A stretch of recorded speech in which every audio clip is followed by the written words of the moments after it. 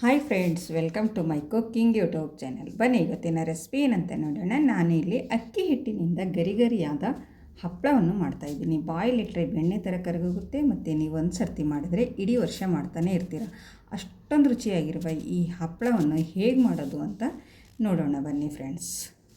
ಇಲ್ಲಿ ನಾನು ಮೊದಲಿಗೆ ಒಂದು ಬಟ್ಟಲಷ್ಟು ಅಕ್ಕಿ ಹಿಟ್ಟನ್ನು ತಗೊಂಡಿದ್ದೀನಿ. ನೀವು ಈ ಅಕ್ಕಿ ಹಿಟ್ಟನ್ನು ಮನೆಯಲ್ಲೂ ಕೂಡ ರೆಡಿ ಮಾಡ್ಕೊಳ್ಬೋದು, ಇಲ್ಲಾಂದರೆ ನೀವು ಅಂಗಡಿಯಿಂದ ಕೂಡ ತರಬಹುದು. ನೋಡಿ, ನಾನಿಲ್ಲಿ ಅಂಗಡಿಯಿಂದ ತಂದಿರುವ ಹಿಟ್ಟು.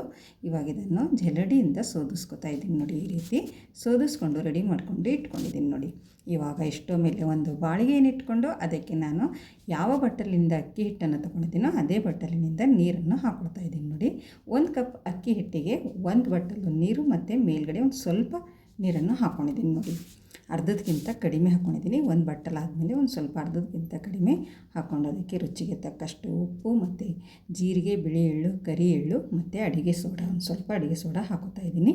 ಇವೆಲ್ಲ ಹಾಕಿದ ಮೇಲೆ ಒಂದು ಸರಿ ಮಿಕ್ಸ್ ಮಾಡಿಕೊಂಡು ಇದು ನೀರು ಕುದಿ ಬರೋವರೆಗೆ ನಾವು ಬಿಡಬೇಕು. ನೋಡಿ, ಇವಾಗ ಇದು ನೀರು ಕುದಿ ಬರ್ತಾಯಿದೆ.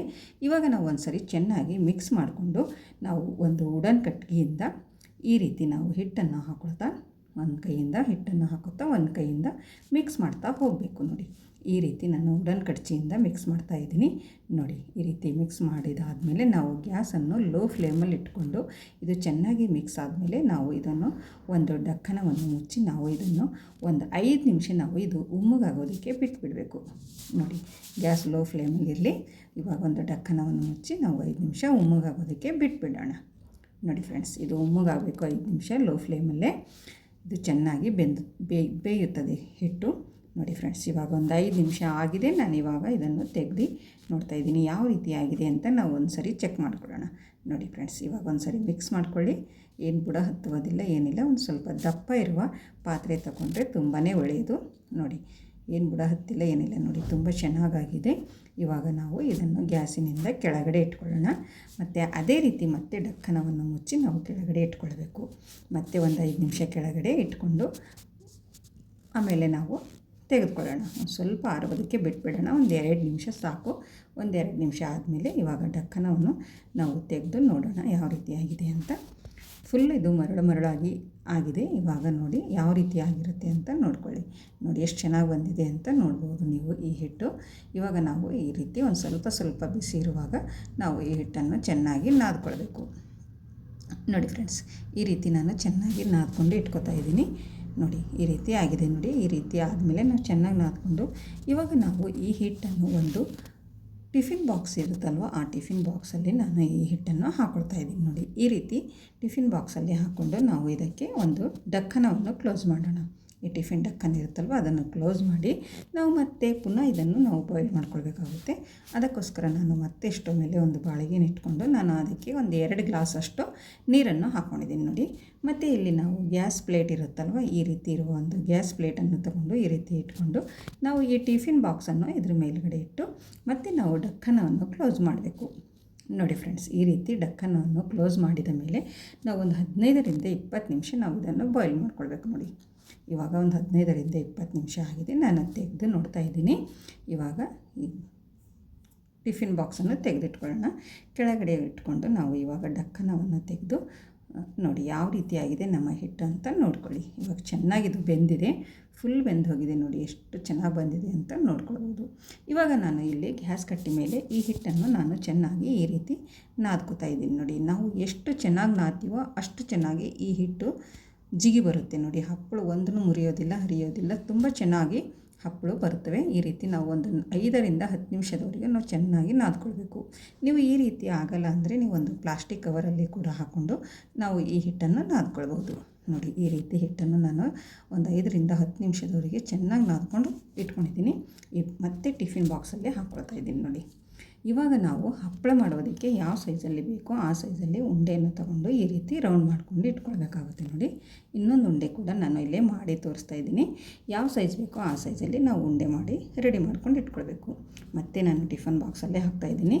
ಹೊರಗಡೆ ಇಟ್ಟರೆ ಒಣಗೋಗುತ್ತೆ, ಅದಕ್ಕೋಸ್ಕರ ನಾನು ಟಿಫನ್ ಬಾಕ್ಸಲ್ಲಿ ಇಟ್ಟು ನಾನು ಹಪ್ಪಳವನ್ನು ಮಾಡ್ತಾಯಿದ್ದೀನಿ. ನೋಡಿ, ಈ ರೀತಿ ಚಪಾತಿ ಮಾಡುವ ಮಣೆ ಮೇಲೆ ಪ್ಲಾಸ್ಟಿಕ್ ಸೀಟನ್ನು ಇಟ್ಕೊಂಡು ನಾವು ಮತ್ತೆ ಈ ಉಂಡೆಯನ್ನು ಇಟ್ಟು ಮತ್ತೆ ಮೇಲೆ ಪ್ಲಾಸ್ಟಿಕ್ ಸೀಟನ್ನು ಹಾಕಿ ಬೆಳ್ಳಣಿಗೆಯಿಂದ ನಾವು ಲಟ್ಟಿಸ್ಕೊಳ್ಬೇಕು. ನೋಡಿ ಫ್ರೆಂಡ್ಸ್, ಈ ರೀತಿ ಕೈಯಿಂದ ಕೂಡ ಮಾಡ್ಕೊಳ್ಬೋದು, ಬೆಳ್ಳುಳ್ಳಿಯಿಂದ ಕೂಡ ಮಾಡ್ಕೊಳ್ಬೋದು. ನಿಮಗೆ ಯಾವ ರೀತಿ ಅನುಕೂಲನೋ ಆ ರೀತಿ ಮಾಡ್ಕೊಳ್ಳಿ. ರೌಂಡ್ ಶೇಪಲ್ಲಿ ಬರಬೇಕು ಅಂದರೆ ಈ ರೀತಿ ಒಂದು ದಕ್ಕನವನ್ನು ಇಟ್ಕೊಂಡು ನಾವು ಸೈಡಲ್ಲಿರುವ ಹಿಟ್ಟನ್ನು ತೆಗೆದುಕೊಳ್ಬೇಕು. ಮತ್ತು ಇದು ಮತ್ತೊಂದು ಹಪ್ಪಳ ಮಾಡೋದಕ್ಕೆ ಯೂಸ್ ಮಾಡ್ಕೊಳ್ಬೇಕು. ಈ ಸೈಡಲ್ಲಿ ಬರುವ ಹಿಟ್ಟನ್ನು ನೋಡಿ, ಈ ರೀತಿ ಮಾಡೋದರಿಂದ ನಮ್ಮ ಹಪ್ಪಳ ಎಲ್ಲ ಒಂದೇ ಸೈಜಲ್ಲಿ ಬರುತ್ತವೆ. ನೋಡಿ, ನಿಮಗೆ ಈ ರೀತಿ ಇಷ್ಟ ಇದೆ ಅಂತಂದರೆ ನೀವು ಈ ರೀತಿ ಮಾಡ್ಕೊಳ್ಳಿ. ಇಲ್ಲಿ ನಾನು ಬಟ್ಟೆ ಮೇಲೆ ಒಣಗಿ ಇದ್ದೀನಿ. ನೋಡಿ ಫ್ರೆಂಡ್ಸ್, ಈ ರೀತಿ ಹಾಕ್ಕೊಂಡು ನಾವು ಮೇಲೆ ಆರಾಮವಾಗಿ ಈ ಪೇಪರನ್ನು ತೆಗೆದುಕೊಳ್ಬೇಕು, ಈ ಪ್ಲಾಸ್ಟಿಕ್ ಶೀಟನ್ನು. ನೋಡಿ, ನಾನು ಇದು ಮನೆಯಲ್ಲೇ ನೆರಳಲ್ಲೇ ಒಣಗಿ ಹಾಕ್ತಾಯಿದ್ದೀನಿ. ಬಿಸಿಲೇನು ಬೇಕಾಗಿಲ್ಲ ಈ ಹಪ್ಪಳಿಗೆ. ಒಂದು ದಿವಸ ನೀವು ಮನೆಯಲ್ಲೇ ಒಣಗಿ ಹಾಕಿ ಮರುದಿನ ನೀವು ಒಂದು ಸ್ವಲ್ಪ ಬಿಸಿಲಲ್ಲಿ ಒಣಗಿ ಹಾಕಬೇಕು. ಚೆನ್ನಾಗಿ ಒಣಗಿದ ಮೇಲೆ ನೀವು ಒಂದು ಬಾಕ್ಸಲ್ಲಿ ತುಂಬಿ ಇಟ್ಕೊಳ್ಬೋದು. 1 ವರ್ಷ 6 ತಿಂಗಳಾದರೂ ಏನಾಗೋಲ್ಲ. ನೋಡಿ, ನಾನು ಇಲ್ಲಿ ಇನ್ನೊಂದು ಹಪ್ಪಳ ಕೂಡ ಮಾಡಿ ತೋರಿಸ್ತಾ ಇದ್ದೀನಿ.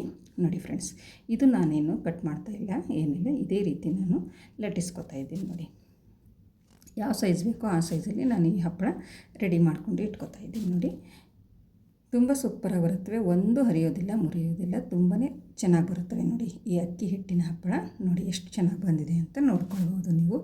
ಇದೇ ರೀತಿ ನಾನು ಎಲ್ಲ ಹಪ್ಪಳಗಳನ್ನು ಮಾಡಿ ಇಲ್ಲಿ ಬಟ್ಟೆ ಮೇಲೆ ಮನೆಯಲ್ಲೇ ಫ್ಯಾನಿನ ಗಾಳಿಗೆ ಒಣಗಿ ಹಾಕ್ತಾಯಿದ್ದೀನಿ. ನೋಡಿ ಫ್ರೆಂಡ್ಸ್, ಇವು ಒಣಗಿದ ಮೇಲೂ ಕೂಡ ಒಂದು ಮುರಿಯೋದಿಲ್ಲ, ಹರಿಯೋದಿಲ್ಲ, ತುಂಬ ಚೆನ್ನಾಗಿ ಬರುತ್ತವೆ. 1ಕ್ಕೆ 4 ಪಟ್ಟು ಅರಳುತ್ತವೆ. ಕರಿಯುವಾಗ, ಎಣ್ಣೆಯಲ್ಲಿ ಕರಿಯುವಾಗ 1ಕ್ಕೆ 4 ಪಟ್ಟು ಅರಳುತ್ತವೆ. ನೋಡಿ ಫ್ರೆಂಡ್ಸ್, ಎಲ್ಲ ಹಪ್ಪಳಗಳನ್ನು ನಾನು ಇದೇ ರೀತಿ ಮಾಡಿಕೊಂಡು ಒಣಗಿ ಹಾಕಿದ್ದೀನಿ. ಇದರಲ್ಲಿ ಒಂದು ಬಟ್ಟಲು ಅಕ್ಕಿ ಹಿಟ್ಟಿನಲ್ಲಿ ಒಂದು 25 ಹಪ್ಪಳಗಳು ರೆಡಿಯಾಗಿವೆ. ನೋಡಿ ಫ್ರೆಂಡ್ಸ್, ಇವಾಗ ಒಣಗಿದ ಮೇಲೆ ಈ ರೀತಿ ಆಗಿವೆ. ನೋಡಿ, ನಾನು ಬೆಳಗ್ಗೆ ಎದ್ದ ಮೇಲೆ ಬಿಸಿಲಿಗೆ ಹಾಕಿದ್ದೀನಿ. ನೋಡಿ, ಇವಾಗ ನಾನು ಎಲ್ಲ ಹಪ್ಪಳಗಳನ್ನು ಒಂದು ಪ್ಲೇಟಿನಲ್ಲಿ ತೆಕ್ಕೊಳ್ತಾ ಇದ್ದೀನಿ. ನೋಡಿ, ನೀವು ಆರಾಮವಾಗಿ ಒಬ್ಬರೇ ಕೂಡ ಈ ಹಪ್ಪಳ ಮಾಡ್ಕೊಳ್ಬೋದು ಮನೆಯಲ್ಲಿ. ಈ ಹಪ್ಪಳ ಮಾಡೋದಕ್ಕೆ 2-3 ಏನು ಹತ್ತುವುದಿಲ್ಲ. ಮೇಲ್ಗಡೆ ಹೋಗಿ ಬಿಸಿಲಲ್ಲಿ ಕೂಡ ಮಾಡುವ ಅವಶ್ಯಕತೆ ಇಲ್ಲ. ನೋಡಿ, ಮನೆಯಲ್ಲೇ ಕೂತ್ಕೊಂಡು ನಾವು ಒಬ್ಬರೇ ಮಾಡಬಹುದು. ಇಲ್ಲಿ ಎಣ್ಣೆ ಕೂಡ ಕರಿಯಲು ಕಾಯಿಲಿಟ್ಟಿದ್ದೀನಿ ಹಪ್ಪಳ ಕರಿಯೋದಕ್ಕೆ. ನೋಡಿ ಫ್ರೆಂಡ್ಸ್, ಒಂದು ಚೂರು ಹಾಕಿ ನೋಡ್ತಾ ಇದ್ದೀನಿ ಎಣ್ಣೆ ಕಾಯ್ದಿದೆ ಇಲ್ಲ ಅಂತ.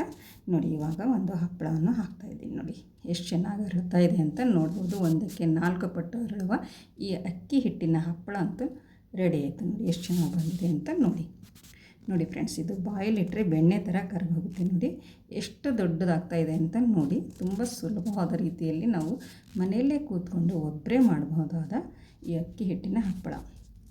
ನೋಡಿ ಫ್ರೆಂಡ್ಸ್, ಇದೇ ರೀತಿ ನಾನು ಹಪ್ಪಳಗಳನ್ನು ಕರೆದುಕೊಂಡು ಇಟ್ಕೊತಾ ಇದ್ದೀನಿ. ಎಲ್ಲ ಹಪ್ಪಳಗಳು ನಮಗೆ ಎಷ್ಟು ಬೇಕೋ ಅಷ್ಟು ನೋಡಿಕೊಂಡು ನೀವು ಕರೆದುಕೊಂಡು ಯಾವುದಾದ್ರೂ ಹಬ್ಬ ಹರಿದಿನಗಳಲ್ಲಿ ಕೂಡ ನೀವು ಕರೆದುಕೊಂಡು ತಿನ್ಬೋದು. ನೋಡಿ, ಮಕ್ಕಳಿಗಂತೂ ತುಂಬಾ ಇಷ್ಟವಾಗುತ್ತವೆ ಈ ರೀತಿ ಇರುವ ಹಪ್ಪಳಗಳು. ನೋಡಿ ಫ್ರೆಂಡ್ಸ್, ಇಲ್ಲಿ ನಾನು ಒಂದು ಪ್ಲೇಟಲ್ಲಿ ಇಟ್ಕೊತಾ ಇದ್ದೀನಿ.